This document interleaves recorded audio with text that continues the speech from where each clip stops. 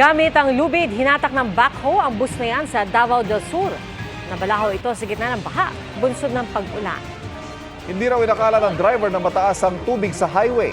Ang bus ay sa LGU ng bayan ng Makilala, Cotabato at lula ng ilang PWD na nagpa-check up sa Davao City. Wala namang nasaktan sa kanila. Dalawang lalaki sa Cebu arestado sa pangingikil umano.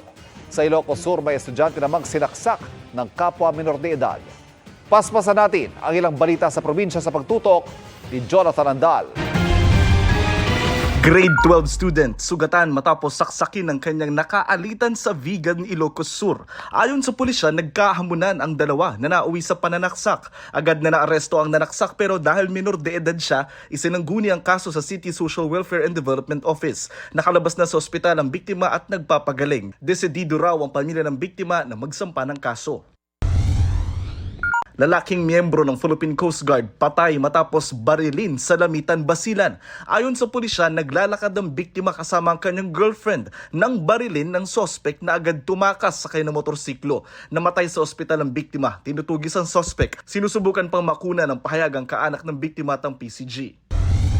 You were informed already sa inyong ride. Dalawang lalaking sangkot sa robbery extortion huli sa Cebu City. Nagpasaklolo sa NBI ang babaeng biktima matapos humingi ng 1 million pesos ang sospek kapalit sa pagbura ng kanyang pribadong video. Patong-patong na reklamo ang isinampalaban sa mga sospek na todo tanggi sa mga paratang.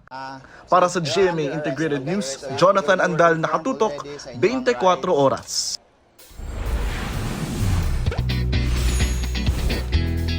Para mas ma-enjoy ang pamamasyal sa makasaysayang Intramuros sa Maynila, may kalsada roong ginawa ng eksklusibo para sa mga naglalakad at nagbibisikleta. Nakatutok si Mariza Mali. Hey Nationalians! We are here at Casa Manila Museum. Relax sa paglalakad at nagva-vlog pa ng kanilang Intramuros trip ang mga tourism student na ito sa kahabaan ng General Luna Street sa Intramuros, Maynila. Simula kahapon, mga pedestrian at biker na lang ang pwedeng dumaan sa mahigit 9-kilometer stretch ng General Luna Street mula Fort Santiago hanggang pamantasang lungsod ng Maynila. Binigyang patnubay po, binigyan ng kahalagahan yung pagkakaroon ng mobility ng mga tao or being pedestrian friendly. Mas mabubos natin yung tourism. Dahil po sa sikip ng mga kalsada po dito sa Intramuros, halos po nagsasabay ang mga turista sa mga sasakyan. Kaya po nagtalaga po kami ng isang street para sa mga bikers at mga pedestrians lang po. Ang mga dating asfalto at sementadong daan, pinalitan ng bricks para madaling matukoy kung ano ang mga bawal ng daanan ng sasakyan. Kung may sasakyan mang daraan, for emergency na lang, o kaya'y para sa mga opisina at establishmento sa General Luna Street. Wala na pong masyadong sasakyan, less pollution na po, at gayon din po ang pagbibigay ng magandang pangangatawan sa mga turista natin dahil sa paglalakad at pagbabike po. Ang bikers na ito enjoy na sa pamamasyal, nakapag-exercise pa. Safe and secured naman ang ramdam ng iba pang turista sa Intramuros, magkasintahan man o Gen Z. Masarap pong mag-ikot-ikot dito sa Intra, kaya nag-extend pa po kami ng 1 more hour pa. Since we live now today in 21st century na, di ba, parang wala na po masyadong mga place na parang katulad dito ng Intramuros na makita pa rin yung ganda ng history ng kasaysayan. Ang vintage po ng Atake. At the same time po, yung history mismo ng lugar na to, mas natetreasure po yung memories nung nakaraan. Natuwa rin sa pamamasyal ang mga galing probinsya at banyaga kahit inulan. It's really perfect for pedestrians. We stopped, took photos, felt very safe, you know.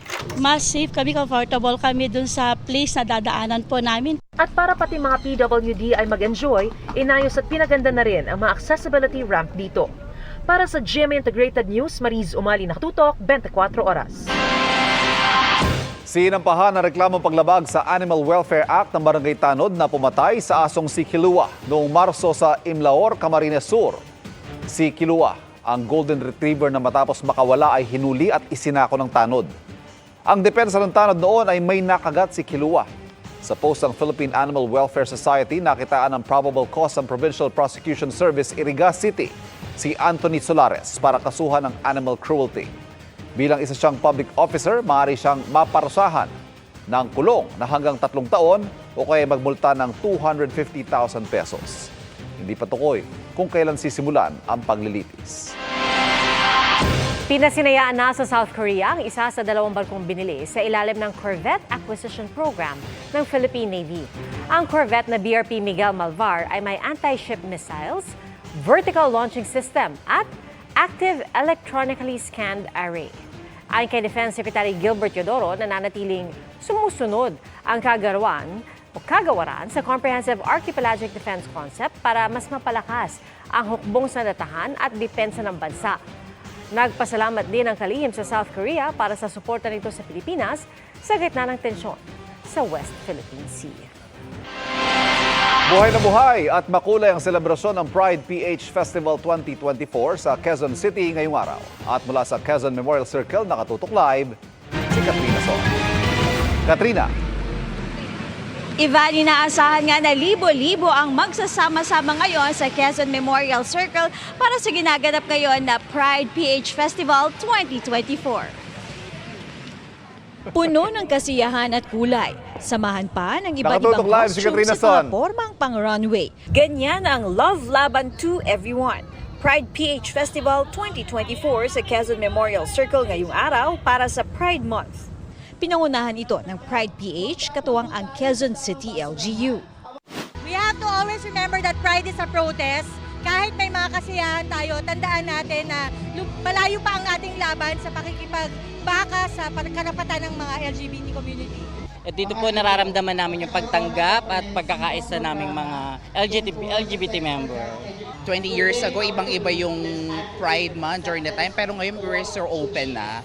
Ang gaan lang sa pakiramdam na maging totoo sa sarili mo. Para may pagtanggol namin ang aming karapatan, para maisa boses namin ang aming mga pinagyalaban dahil tao rin naman kami. May mga booth din tulad ng libreng HIV testing na ito.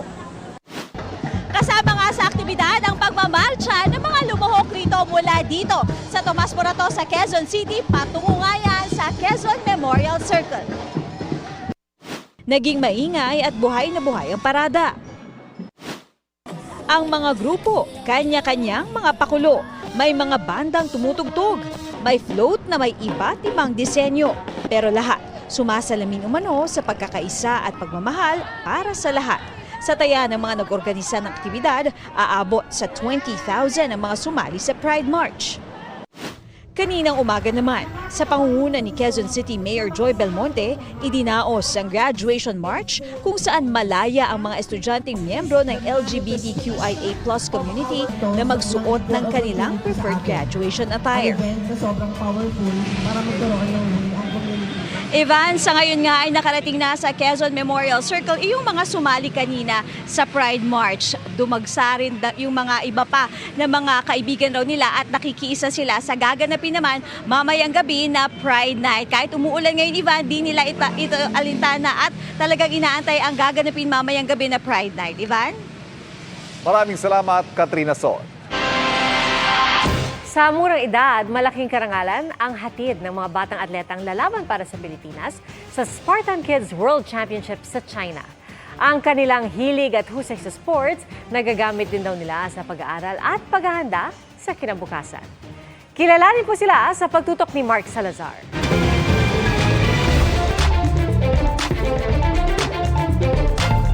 Ganito sanayin ang mga susunod na kampyon.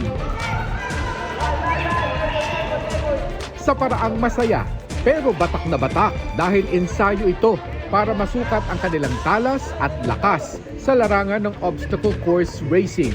Ilan sa mga batang ito ay pambato natin sa Spartan Kids World Championship. Nagaganapin sa Chongli, China sa August 10 hanggang 18. Si Nicolette Celis, 7 years old ang pinakabata sa delegasyon. Small but terrible dahil may 12 medals na siya mula sa Spartan Kids Philippines. I just want to be stronger, healthier, and make friends. I run a lot, I work out a lot, and I move a lot. I think I ran since I was 2. Isa pang pambato natin ang taga-Baguiong si Logan Limbo, 10 years old. I like this more than the gadget because it's more fun. Because you're with friends and also it's like you're playing in a playground. Sometimes I need to problem solve, but like in the rings, I need to like figure out what technique I'm gonna use in the rings. And I think of it before the race. Athletic din ang mga magulang ng mga batang ito. Kung ang nanay mo nga naman ay si Marites Noquiao na SEA Games gold medalist at 6th place sa Spartan World Championship, malamang race like mom din ang motto mo sa buhay. Kung kaya ng mama ko, kaya ko din yan. May ganung level, may ganung motivation.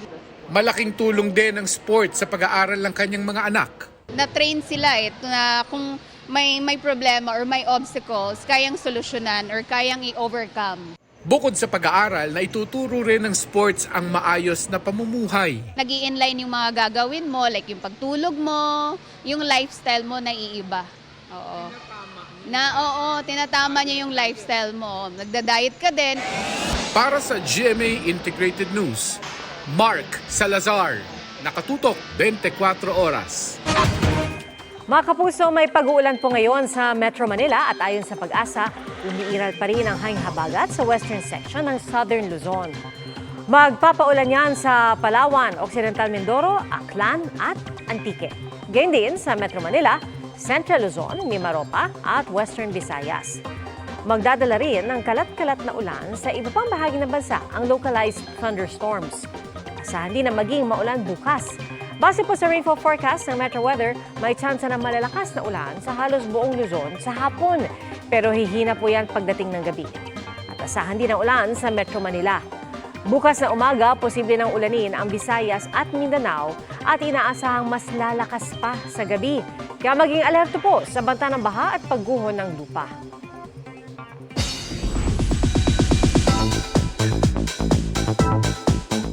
Bukod kina Bea Alonso at Carla Abellana, kilalanin ang iba pang stars na dapat abangan sa newest murder mystery drama series na Widow's War. Silipin yan sa aking chika. Oh my God! Nag-alaga nga kami ng ahas sa pamamahay namin! Sa palitan pa lang ng linya. Paglalaman ko rin yung nanay ko, magkamatayan na. At pisikala ng dalawang widows, played by Carla Abellana and Bea Alonso. See you in hell! It's Giving War. Pero hindi lang sila ang dapat bantayan sa nalalapit ng pagpasok sa madilim at misteryosong mundo ng Pamilya Palacios. Ang dark plot at gray personas bibigyang buhay ni na Benjamin Alves, Rafael Rosel, Lito Pimentel, Timmy Cruz, Rita Daniela, Jackie Lu Blanco, Tonton Gutierrez, Jean Garcia at marami pang iba. May kanya-kanya silang motibo at sikreto. Imbibe a character that you know in real life you wouldn't forgive. That's yung pinaka-challenging. Ang hirap magbitaw ng salita kasi isang word lang talaga sa character ko. Madaming ma-spoil na mga pwedeng mangyari. So yun yung pinaka-challenge sa akin. Kailangan kong bantayan to. Masaya ako kasi nakikita ko up close kung paano sila nakakapag-work. Siyempre, I learn from them. Tulad ng mga naunang kapuso mystery drama series na Widow's Web at Royal Blood. Hindi raw predictable ang magiging takbo ng kwento ng spin-off na Widow's War. Every day, meron ka na-discover. It's this genre. You kind of don't know kung baka pwedeng pumunta dito or dito. So, it makes it more exciting. And that's my chika this Saturday night. Ako po si Nelson Canlas. Pia, Ivan?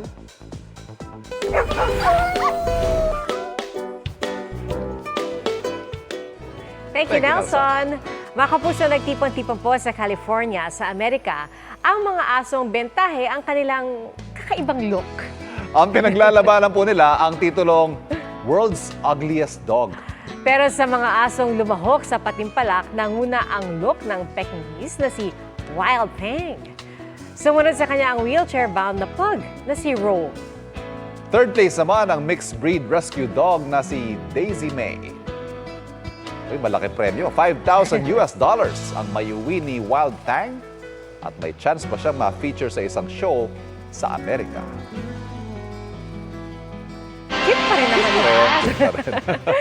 At yan po ang mga balita ngayong Sabado para sa mas malaking misyon at mas malawak na paglilingkod sa bayan. Ako po si Tia Arcangel. Ako po si Ivan Mayrina mula sa GMA Integrated News, ang News Authority ng Pilipino. Nakatutok kami 24 oras.